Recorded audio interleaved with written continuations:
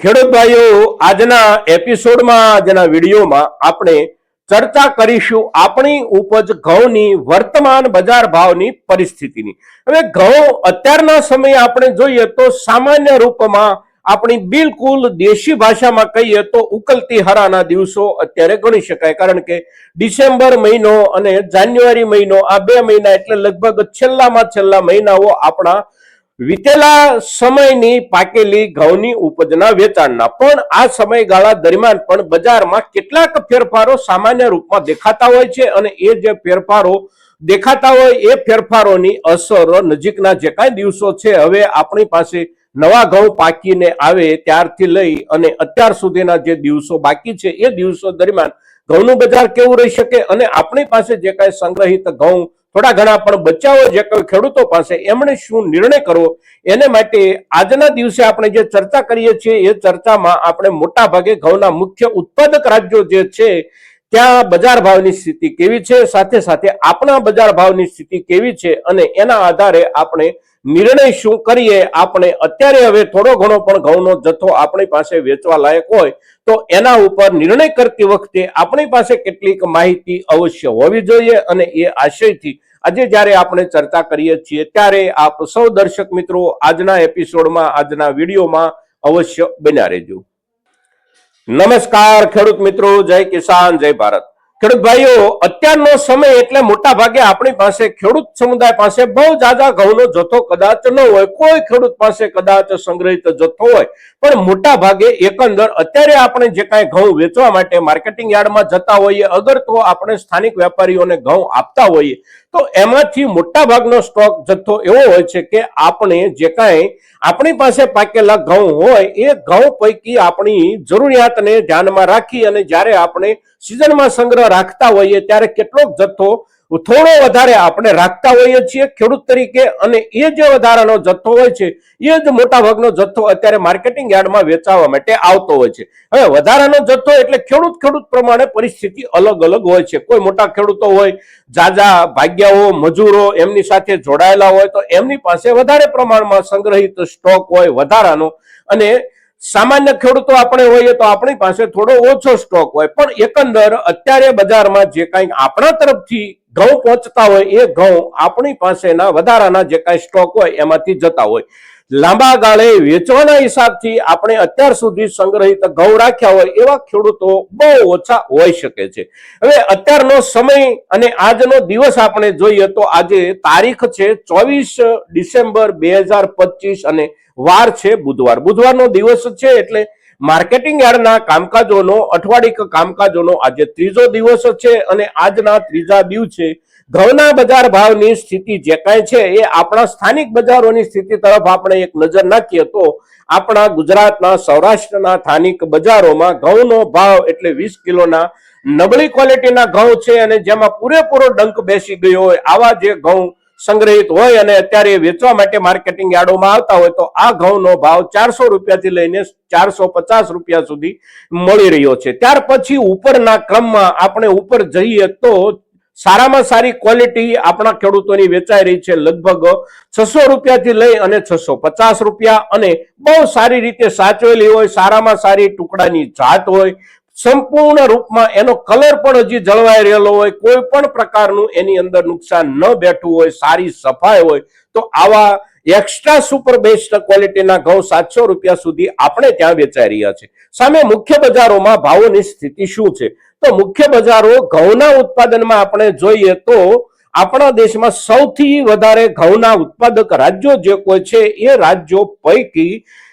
પંજાબ અને હરિયાણા આ બે રાજ્યના ખેડૂતો પોતાનો ઘઉંનો જે કાંઈ ઉત્પાદિત જથ્થો હોય છે એમાંથી લગભગ 60% 70% જેટલો જથ્થો સિઝન દરમિયાન સરકારી ખરીદીમાં વેચી દેતા હોય છે। એટલે એમની પાસે ખૂબ મોટું ઉત્પાદન હોવા છતાં પણ ઓપન માર્કેટમાં વેચવા માટેનો ઘઉંનો સ્ટોક બહુ ઓછો હોય છે। સામે મધ્યપ્રદેશ એક એવું રાજ્ય છે કે મધ્યપ્રદેશ રાજ્ય ઘઉંનું ઉત્પાદન ખૂબ મોટા પ્રમાણમાં કરે છે, પણ સરકારી ખરીદીમાં મધ્યપ્રદેશના ઘઉં જે કાંઈ જાય છે એ પંજાબ અને હરિયાણાની સરખામણીમાં ઓછા જાય છે અને તેથી મધ્યપ્રદેશના માર્કેટિંગ યાર્ડોમાં નિયમિત રીતે હજી પણ ખૂબ પૂરતા પ્રમાણમાં ઘઉંની આવકો થઈ રહી હોય છે અને અત્યારે પણ ઘઉંની આવકો મધ્યપ્રદેશમાં સૌથી વધારે થઈ રહી છે અને ત્યાંના બજાર ભાવની સ્થિતિ આપણે જોઈએ તો ત્યાંના બજાર ભાવની સ્થિતિ પણ એકંદર આપણા બજાર ભાવથી બિલકુલ નજીકમાં ત્યાં પણ ઘઉં વેચાઈ રહ્યા છે. પણ મધ્યપ્રદેશનું બજાર અને આપણા ગુજરાતનું બજાર આ બંને બજારોમાં ગ્રાહકોના મુદ્દે બહુ મોટો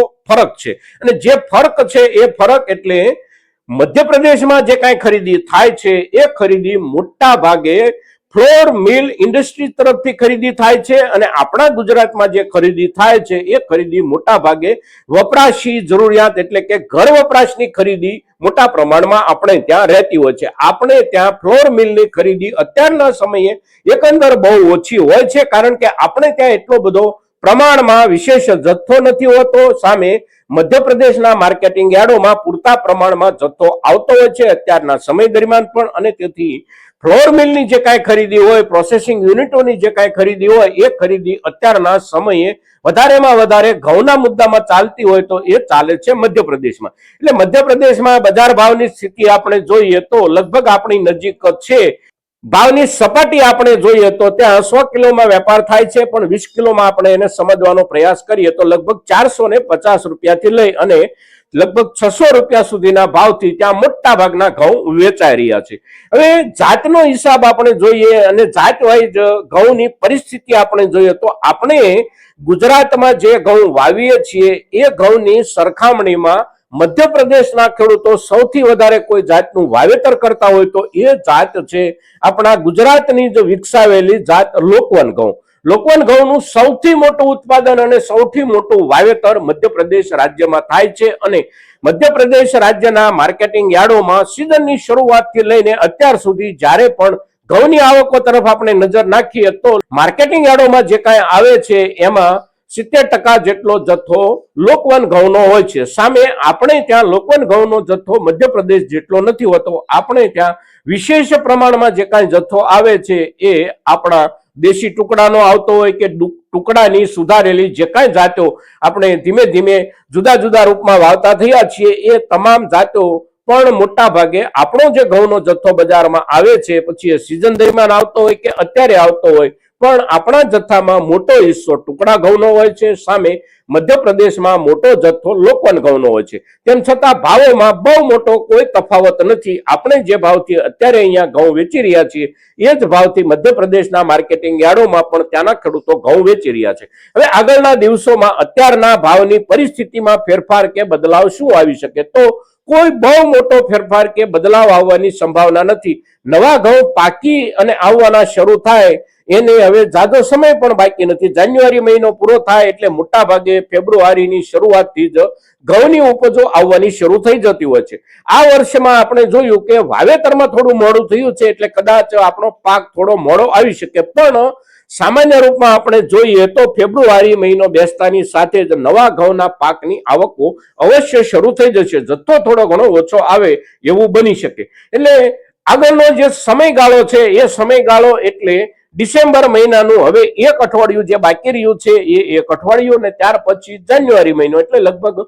સવા મહિનાથી લઈ અને મહત્તમ 1.5 મહિનો બાકી ગણાય નવા ઘઉં બજારમાં આવે અને આવવાની શરૂઆત થાય ત્યાર પહેલાનો સમયગાળો એટલે સવાથી 1.5 મહિનો અને આ સમયગાળા દરમિયાન આપણી પાસેના સંગ્રહિત જે કાંઈ જૂના ઘઉં છે કોઈ પણ કારણોસર આપણે સંગ્રહિત રાખ્યા હોય તો આ ઘઉંનો નિકાલ આ સમયગાળા દરમિયાન આપણે હવે અવશ્ય કરી લેવો જોઈએ કારણ કે નવા ઘઉંની આવકો શરૂ થઈ ગયા પછી બજારમાં જૂના ઘઉંની અવશ્ય થોડી ઘણી ડિમાન્ડ ઘટતી હોય છે. ભાવોમાં પણ ફરક પડતો હોય છે. એટલે આ સમયગાળામાં 15-20 દિવસ મહિના દાડામાં આપણી પાસેના સંગ્રહિત જથ્થાને આપણે વેચવાનો નિર્ણય કરીએ. સાથે સાથે આપણા સંગ્રહિત જથ્થામાં વધારે નુકસાન બેઠેલું આપણને દેખાતું હોય અગર તો નજીકના દિવસોમાં નુકસાન વધી જવાની સંભાવનાઓ દેખાતી હોય તો આ પ્રકારનો કોઈ પણ સ્ટોક આપણી પાસે સંગ્રહિત હોય તો એનો ઝડપથી આપણે નિકાલ કરવાનો કાર્યક્રમ હાથ પર લઈએ. બજારમાં વિશેષ પ્રમાણમાં ભાવોમાં સુધારો થાય આગળના દિવસોમાં એવી શક્યતા હવે ઝાઝા સમય માટે જ્યારે સમયગાળો બાકી નથી રહ્યો ત્યારે આપણે નહીં માનવી જોઈએ અને તેથી વર્તમાન બજારને ધ્યાનમાં રાખી અને આપણી પરિસ્થિતિ અને આપણા સંગ્રહિત સ્ટોકની ક્વોલિટીના આધારે આપણે નિર્ણય કરીએ. મિત્રો, આજના દિવસે વર્તમાન બજાર ઘઉંનું જે કાંઈ ચાલી રહ્યું છે આ મુદ્દાની જ્યારે ચર્ચા કરીએ છીએ ત્યારે આપણા મહત્તમ ખેડૂતો સુધી આપણી આ ચર્ચા પહોંચે ખૂબ જરૂરી છે અને એ માટે આપ સૌના પ્રયાસોની અપેક્ષા સાથે જય કિસાન, જય ભારત.